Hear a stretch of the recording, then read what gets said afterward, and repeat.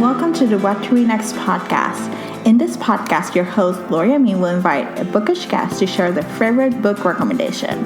If you share a passion for books and always looking for your next read, then join us. Hi, Angela. Welcome to What to Read Next podcast. Hello. So happy to have you here. So today our bookish guest is Angela from AngelaReadsBooks on Instagram, and today we're going to be talking about all things Christmas books. So Angela, welcome back to the show.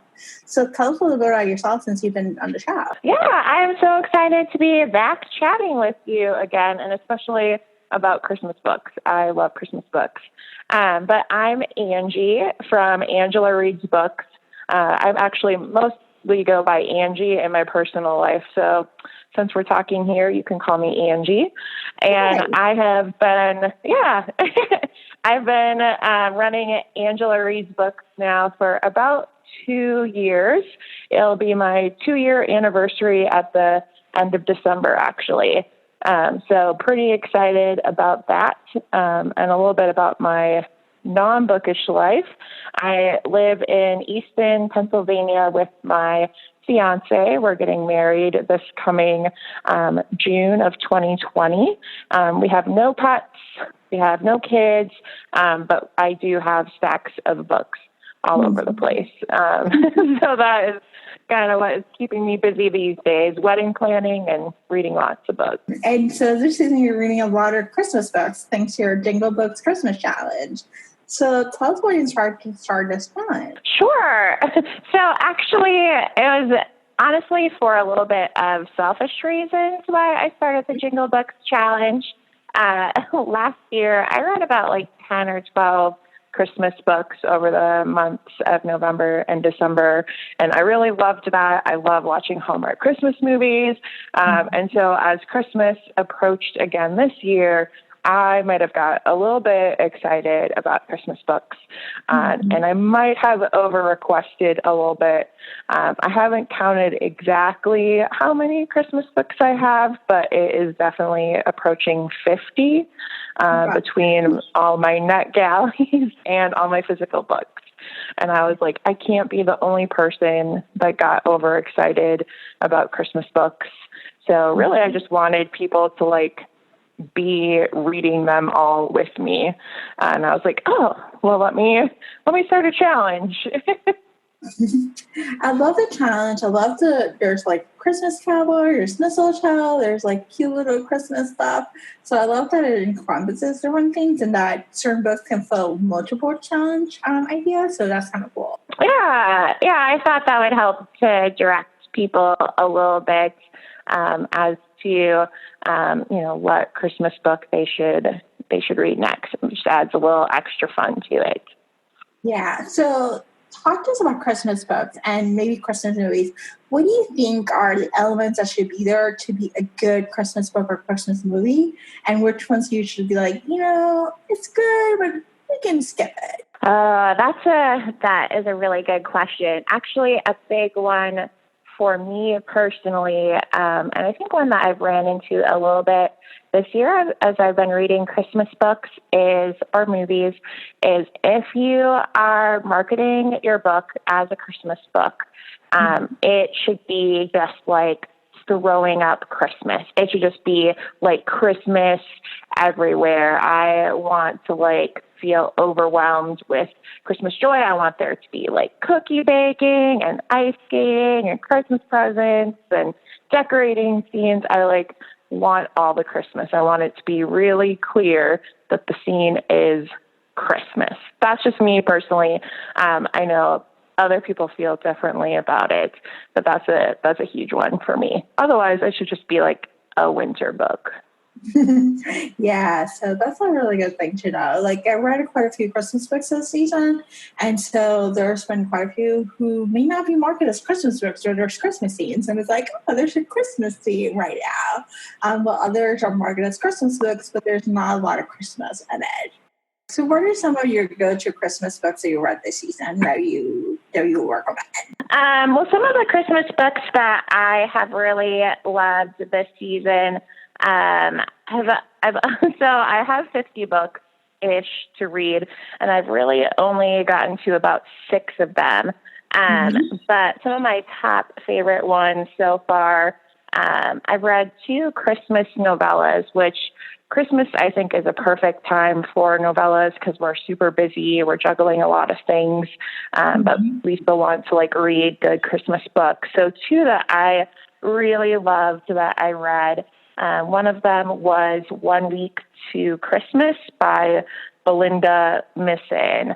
I had just kind of picked that one up, saw it. I think I thought the cover was really cute, and I loved that one. And then everyone's been talking about One Christmas Eve by Shannon Stacy. I've seen it on so many people's Bookstagram accounts. And so I read that one and really loved it. And then one that is more of an indie Christmas book, I really have loved reading Faking Under the Mistletoe by Ashley Shepard. I think that's actually so far my favorite Christmas book of the year.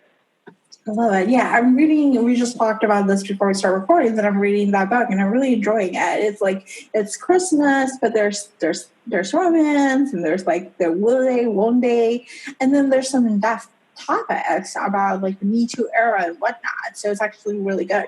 It's a really good book. Yeah, there is a really good mix of stuff going on. It has that Christmas element. The main character, she is planning tons of Christmas events in the office. She's an intern. And then there's also, the Me Too part of it and a really good backstory. I think actually, though, my favorite part of the book is the banter between the 2 main characters. They just have a ton of chemistry, a ton of that angst towards each other, kind of a little bit of that enemies to lovers thing. And it is so well written. I was laughing out loud while I was reading it. I was tracking along the whole time. Really, it was really good. Yeah, it was really cute. I love the banter. That's one thing I really enjoy about them, because they're will they, won't they, what are they going to hook up or not going to hook up? And it's so good. So I feel like a fake relationship, kind of like Christmas book. It's a really all-encompassing Christmas book. This is a book to pick up. And I really read One Christmas Eve. I enjoy it. It was cute. It's a cute novella. I want to read the first one, which I guess is set in the summertime. So... but I really enjoyed the second, the Christmas Eve novella. That was cute. There was some Christmas in it. Yeah, definitely. How about Christmas books that are made into Hallmark Lifetime movie adaptations? Have you seen some of those? Have you seen the movie or read the book or have done both of them? I have actually. I did the first Hallmark movie of the season is actually based on the Christmas book, Christmas Wishes and Mistletoe Kisses by the same name, by Jenny Hale. And I actually read that book before I watched the Hallmark movie. I don't always do that, but I was seeing a ton from Forever Publishing, and I had the book, so I was like, all right, well, let me read the book, let me watch the movie, and I'll kind of compare them, kind of that Christmas compare and contrast. And I'll have to say that the book was way better than the movie. I actually was pretty upset by the movie. I felt like the movie kind of butchered the story. There were big pieces missing, new additions that were not ever in the book.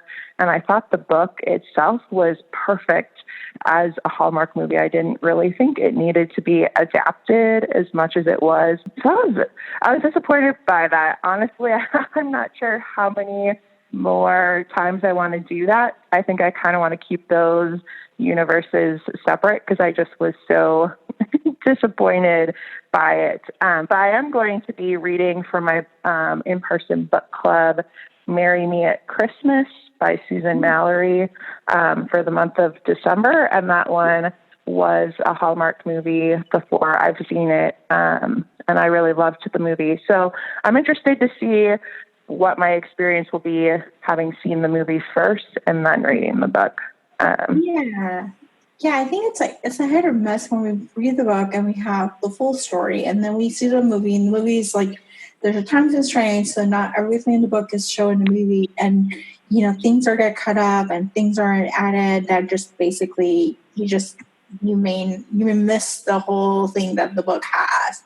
So the experience is not as full. Yeah, I mean, the main female character was almost completely different in personality than what the book was. And I was like, why? The book character was exactly what a Hallmark movie was. So I'm sure it was changed for the actress that they picked to play that role. But I was disappointed because the book is fantastic. So my verdict is read the book, skip the movie.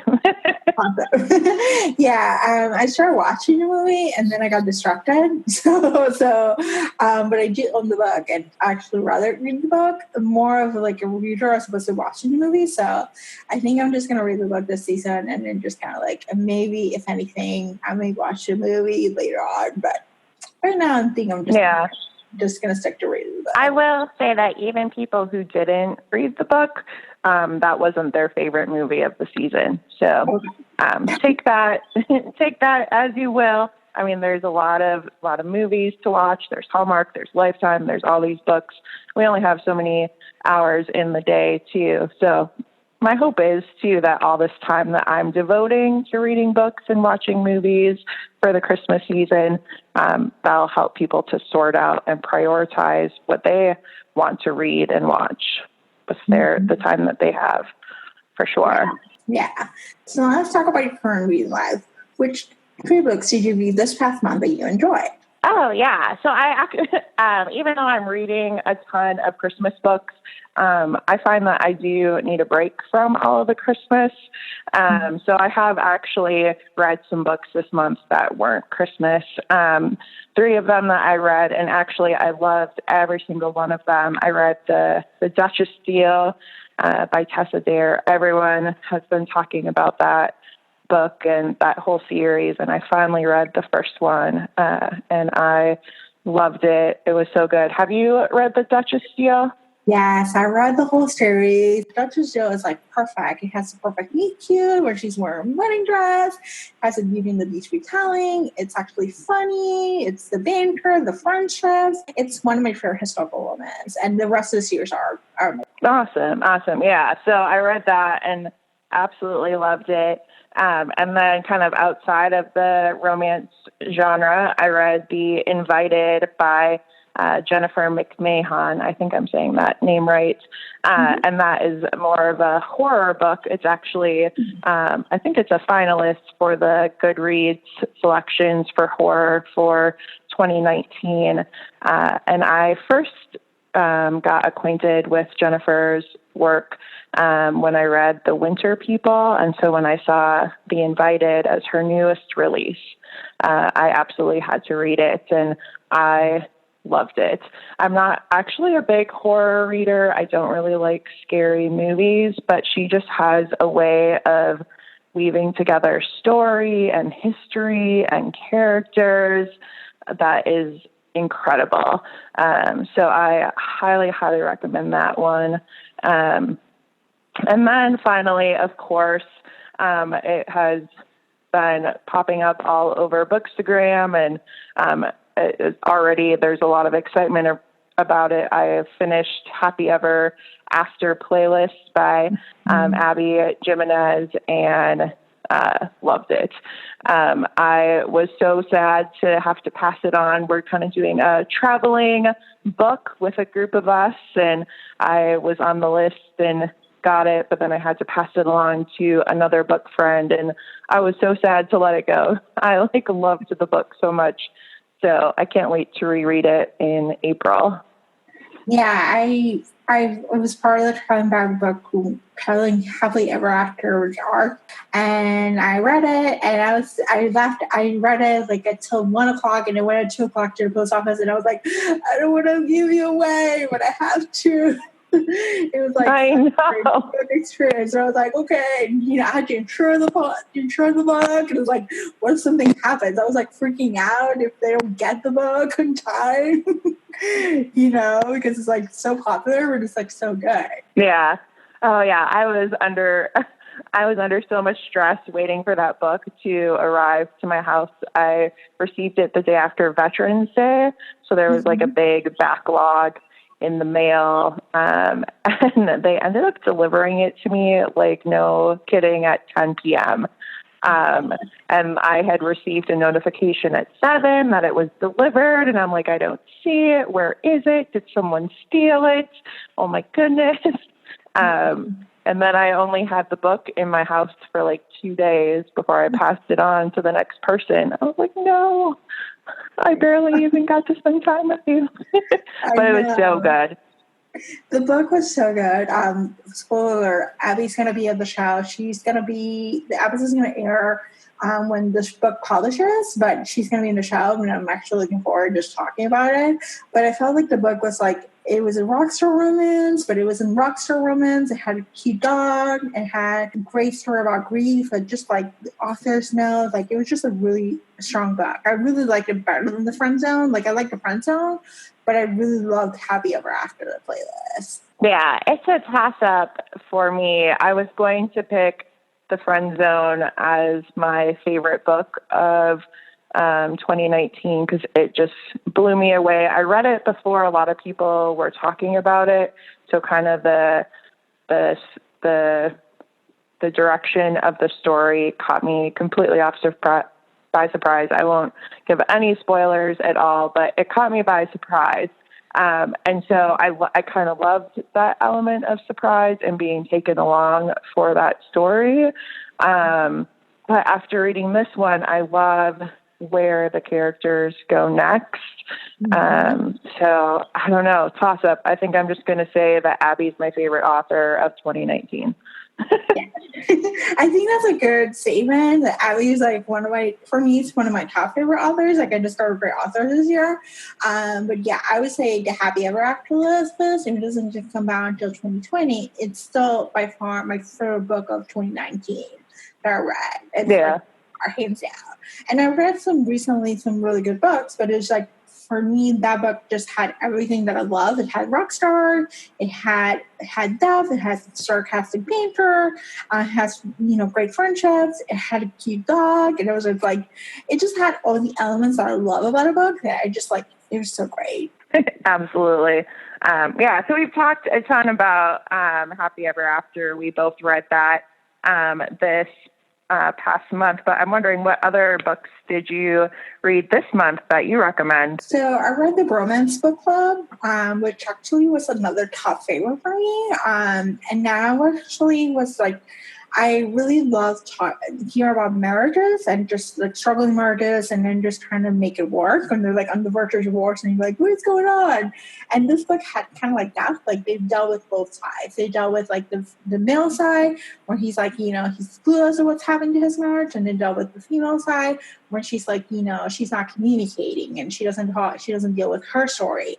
And so I really loved it. I love to talk about toxic masculinity. And then there's a great comment about pumpkin spice latte. And I'm like, if you're a hater, I'm sorry, but I love pumpkin spice latte. I love pumpkin coffee, like pumpkin everything. So it just like my language. Sort of like, there's a line around pumpkin, and I don't typically highlight on the Kindle, but I highlighted that passage. I was like, this is my story.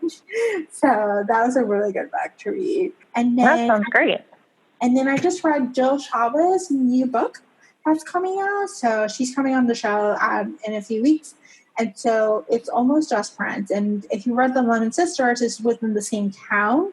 So it's the same series, but they don't connect. So it's a standalone novel.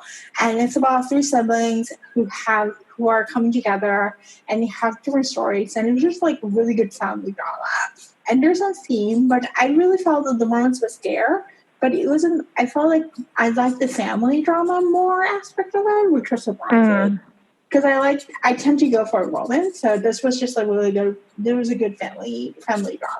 Oh yeah, I do love a book with some good family drama. I love a book that can take you through several generations. So yeah, that sounds really good.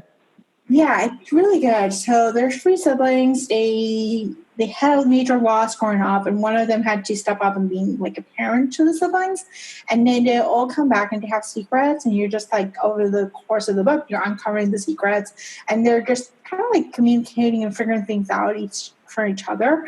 And it was just like, it was really good. Like, it's long. It's like, I think it's like 400 pages. But I really loved it. I finished it up this morning, and it was actually really one of those books that I was like, oh, I actually have feelings about this book. So I'm excited to talk about Jill about it. Awesome. Sounds like you've been reading some good books. Yeah. So what's on your TBR other than Christmas books? Yeah, Christmas books. A ton of Christmas books. A few that I have up next. I'm really excited to read 25 Days Until Christmas by Poppy Alexander. Actually, Jordy's book club, he just kind of one day tagged me in a store, and he's like, hey, I see that you like Christmas books. Do you want me to send you this one? And I was like, sure. So I started that one, and I think it's going to be really good. It has a little bit of that family drama element, but still lighthearted for sure. So I'm really excited to read that one. Really excited to read Christmas in Vermont by Anita Hughes. I read one of her Christmas books last year, so excited to see what she has going for this year. And then also, I'm really looking forward to A Wedding in December by Sarah Morgan. I love her books. I read her books in the summer. I read her Christmas books. One of my favorite Christmas books last year, a lot of people have been asking me, what book should I read for my book club for Christmas? And the one that I keep recommending over and over is Christmas Sisters, which was her 2018 Christmas book release. There's just, I think, a lot to talk about in that book, but it's just also a warm, lighthearted Christmas book. So I'm really looking forward to A Wedding in December. And then kind of not Christmas. December is just going to be full-on Christmas probably. But I just started the Winston Brothers series. I have been I've been listening to Truth or Beard, I think that's the name of the first one, on audiobook. And I'm like not an audiobook person. But the two narrators for the book, I think Joy Nash and I can't remember the gentleman, but they are so good. I was laughing out loud in my car.